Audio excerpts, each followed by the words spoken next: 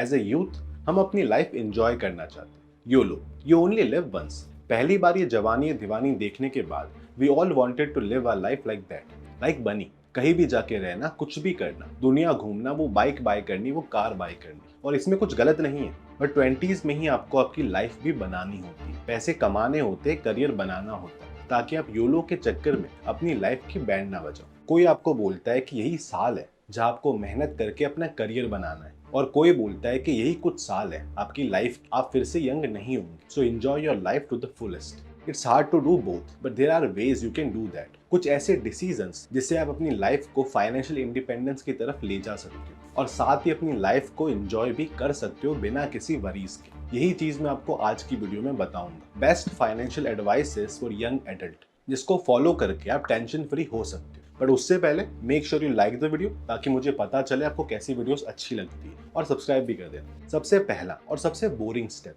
Budgeting.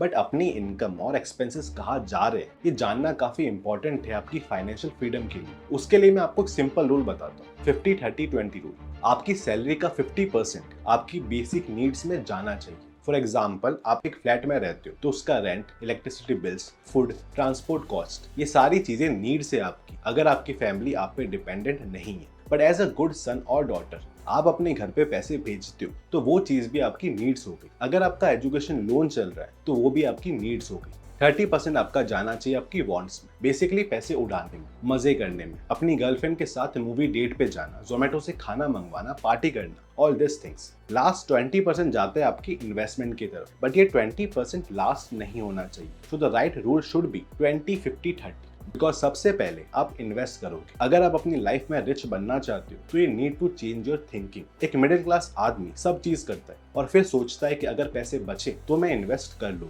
और वहीं पे रिच पर्सन सोचता है कि मैं पहले इन्वेस्ट करूंगा और फिर जो पैसे बचेंगे उससे आई मैनेज एवरीथिंग। एक और इंपॉर्टेंट चीज, आपकी इन्वेस्टमेंट इन्फ्लेशन को बीट करनी चाहिए, बिकॉज वी ऑल नो कि आपके पैसों की वैल्यू समय के साथ गिर जाती है। सो अगर इन्फ्लेशन 6% है तो आपका रिटर्न उससे ज्यादा ही होना चाहिए। सेकंड स्टेप बहुत इंटरेस्टिंग है, बहुत बेनिफिट्स है इसके, बट मैक्सिमम लोगों को अंडरस्टैंड नहीं होती इसकी इंपॉर्टेंस। Emergency fund. आपके हर सडन एक्सपेंस, आपकी जॉब चले जाने पर भी इमरजेंसी फंड काम आता है, अंटिल आप एक बेटर जॉब फाइंड कर सको, या फिर आप अपना बिजनेस स्टार्ट करना चाहते हो और आप अपनी जॉब पे काफी डिपेंडेंट हो, तो उस समय पे इमरजेंसी फंड हेल्प करता है वो लीप ऑफ फेथ लेने के लिए। और इसके लिए आप एफडी में, लिक्विड फंड्स में इन्वेस्ट कर सकते हो। आई नो उनका रिटर्न काफी कम होता है, barely इन्फ्लेशन को बीट करता है, बट इमरजेंसी फंड में फोकस रिटर्न नहीं होता, वो इजीली एक्सेसिबल होना चाहिए। जब भी कोई सडन एक्सपेंस आए तो आप उसको यूज कर सको। सो इमरजेंसी फंड के केस में एफडी, सेविंग अकाउंट और लिक्विड फंड्स भी अच्छे ऑप्शन होते हैं। Your emergency fund should be 6 months of your monthly expenses as per definition,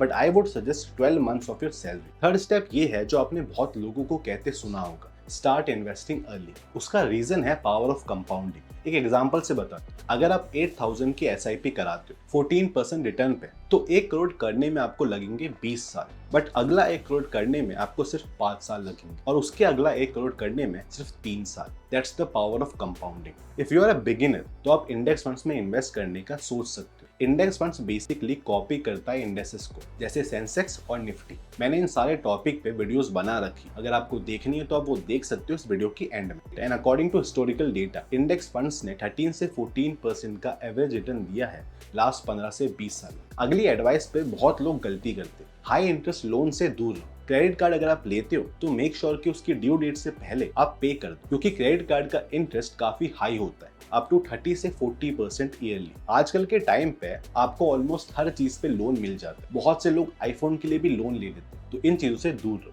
make sure कि आपकी डेट टू इनकम रेशियो काफी कम हो।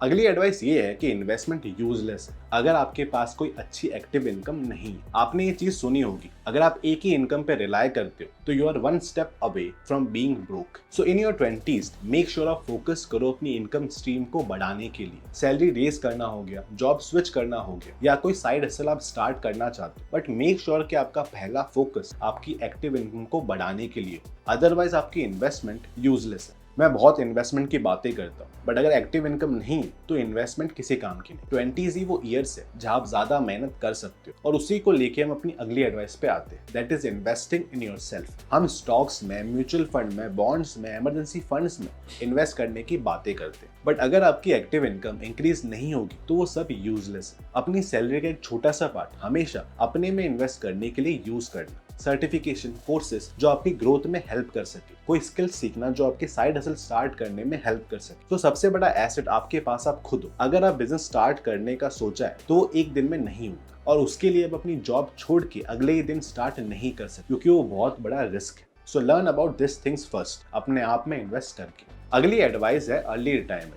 आई नो बहुत लोग इसमें बोलेंगे कि अभी बहुत टाइम है सोचने के लिए उस बारे में, but tell me one thing, 60 साल की एज में रिटायर्ड होना और फिर उन पैसों से घूमना काफी टफ है। बट व्हाट इफ आप 40 साल की एज में रिटायर्ड हो सको फाइनेंशियली, और फिर आप वो चीजें कर सको जो आप असल में करना चाहते हो बिना किसी पैसों की प्रॉब्लम के। अगर आप सेफ इन्वेस्टमेंट चाहते हो तो you can invest in PPF और एनपीएस, जो सेफ इन्वेस्टमेंट होती है बट उनका रिटर्न कम होता है, और you can invest in ELSS fund. इन सब इन्वेस्टमेंट में आपको टैक्स सेविंग का बेनिफिट भी मिलता है। ईएलएसएस फंड बेसिकली पीपीएफ जैसे ही होते हैं in terms of tax benefit, but ELSS funds में हम स्टॉक मार्केट में इन्वेस्ट करते हैं और इसमें लॉक इन होता है 3 साल का, इसलिए इसका रिटर्न भी काफी अच्छा होता है। अराउंड 13 से 15% का एवरेज रिटर्न मिलता है एज पर डेटा। एक नाम आपने सुना होगा, fire, financial independence retire early. Basically वो अमाउंट जो अगर आपके पास हो तो आप रिटायरमेंट ले सकते हो। इसकी पूरी कैलकुलेशन होती है as per your annual expense, इसमें मैं पूरी वीडियो बनाऊंगा, सो वो देख लेना। लास्ट एडवाइस बहुत सिंपल है, इसलिए हम इससे ज्यादा बॉदर नहीं होते, बट काफी इंपॉर्टेंट। Track your progress. जो भी आपने इन्वेस्टमेंट करी है, आपके एक्सपेंसेस कहाँ जा रहे हैं, आपका इमरजेंसी फंड,